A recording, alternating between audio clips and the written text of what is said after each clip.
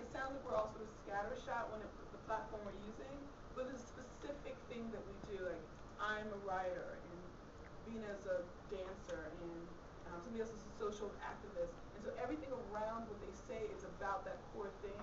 It might look different as it gets spread out, but like when I went to LA for that year, I have a GirlChild Press blog, and I intentionally broke off and created an LA version of myself, so Black Girl Hollywood Report, and I would tell you like I met such and such, or I went to this book reading, or I went to this movie screening, or I went to this workshop, and I would share information about my life as a writer there in that version of me, and do like if I sat home on Friday night and watched 6 hours of movies, I do movie reviews on the site, and there are people who track me only as that version of myself.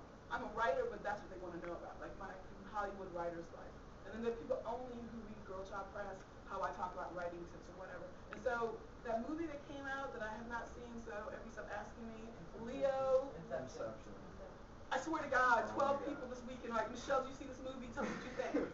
I was like, okay, because they have gotten so used to me saying, this movie is horrible, or oh my God, this is a gem, and I write, like Avatar, like my dissertation on Avatar, so, they know me that, right? Exactly, or don't even start me on Tyler Perry, right? Right, that's my obsession, like to like find ways to hurl bricks at his head. But being at Black Girl Hollywood Report, I don't cross-pollinate. So just think about this as well. Like, if you, so there are people who only know me that way. When they see a GirlChild Press book, they almost don't make the connection almost. Like, oh, that's the same person. Because I'm equally, I mean, personally, I'm interested in my movie writing life, but as how I give back to my artist community, I do it through GirlChild Press. And so people who need that from me go there. Those who want me to, hurl bricks at Tyler Perry, go to Black Girl Hollywood Report. So just think about that as you create what you're going to send out into the world. Shelley Neal.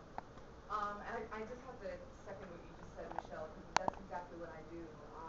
There's my Twitter account that's linked to my blog, which is that personal expression of myself and what I want to put out there to people. This blog I told you about, Earth Sense for the Earth Movement.